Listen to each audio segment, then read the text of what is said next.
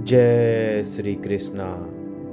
हिरण्यकश्यप को ब्रह्मा जी से वरदान मिला था कि उसे कोई भी न धरती पर और न आसमान में, न भीतर और न बाहर, न सुबह और न रात में, न देवता और न असुर, न वानर और न मानव, न अस्त्र से और न शस्त्र से मार सकता है।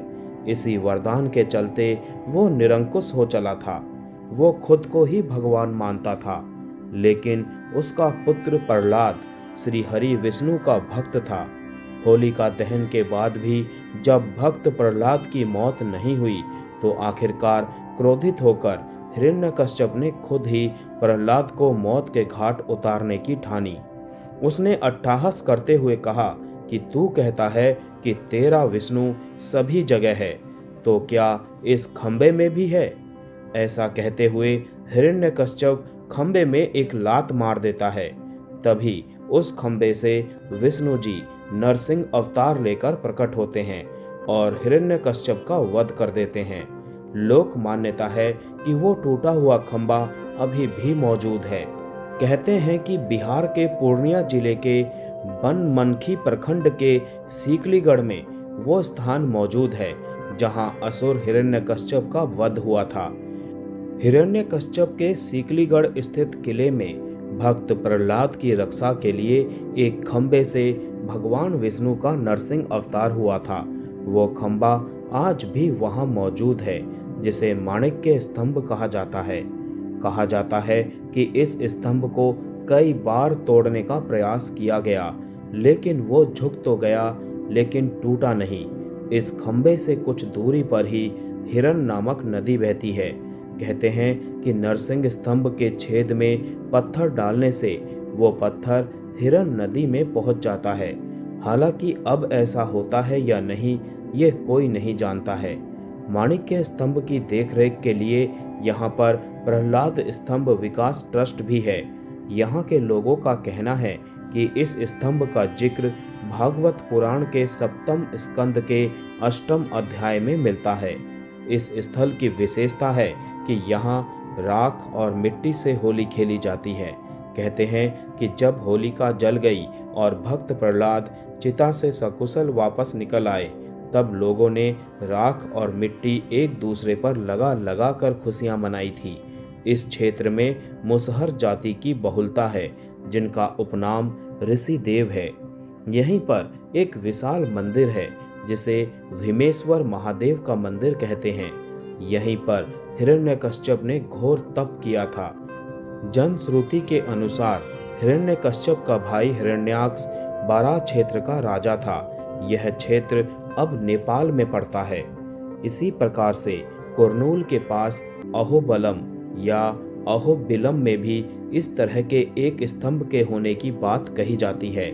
अहोबला नरसिम्हा मंदिर आंध्र प्रदेश के कुरनूल में स्थित है। आंध्र प्रदेश के ऊपरी अहोबिलम शहर में नलमला जंगल के बीच स्थित उग्र स्तंभ एक प्राकृतिक चट्टान है। यहाँ आने वाली ट्रेल एक तीर्थ यात्रा मार्ग भी है, क्योंकि मान्यता है कि भगवान नरसिंह यहाँ प्रकट हुए थे। प्रहलाद आरंभ से ही धार्मिक प्रवृत्ति का था। उसने हिरण्यकश्यप की पूजा करने से मना कर दिया। प्रहलाद भगवान विष्णु के भक्त थे और उनकी पूजा किया करते थे। वो उनकी भक्ति में लीन रहते थे। प्रहलाद की भक्ति की खबर जब पिता हिरण्यकश्यप को हुई, तो उन्होंने प्रहलाद को यातनाएं देनी शुरू कर दी। प्रहलाद फिर भी नहीं माने। इसके बाद हिरण्यकश्यप ने अपनी बहन होलिका से प्रहलाद को जलती आग में बैठाने के लिए कहा। होलिका को वरदान प्राप्त था कि वो आग में नहीं जल सकती है। हिरण्यकश्यप के कहने पर जैसे ही होलिका प्रहलाद को लेकर अग्नि में बैठी, तो वो खुद जलने लगी।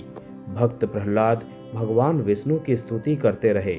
इस प्रकार से होलिका जलकर राख हो गई, लेकिन भक्त प्रहलाद को आग छू भी ना सकी। राजा हिरण्यकश्यप ने कठोर तपस्या से ब्रह्मा जी को प्रसन्न कर विचित्र वरदान मांगा।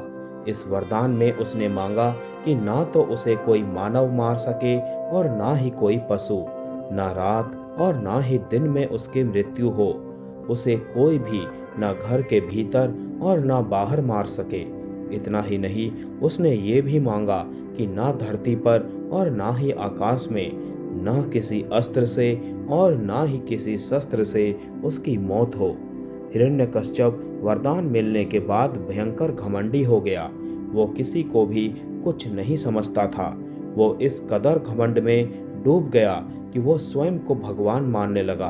अपनी प्रजा से उसने खुद को भगवान की तरह पूजने का आदेश दिया।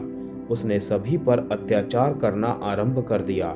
स्थिति ये बनी कि उसके अत्याचार से तीनों लोकों में त्राही त्राही होने लगी। होलिका की मृत्यु के बाद भी हिरण्यकश्यप का अहंकार और अत्याचार कम नहीं हुआ। प्रहलाद ने अपने पिता को समझाने की कोशिश की कि वो सही मार्ग पर चलें, लेकिन प्रहलाद की बातों का उस पर कोई प्रभाव नहीं पड़ा। एक दिन उसने प्रहलाद से कहा कि तेरे भगवान अगर सर्वत्र हैं तो इस स्तंभ में वो क्यों नहीं दिखते।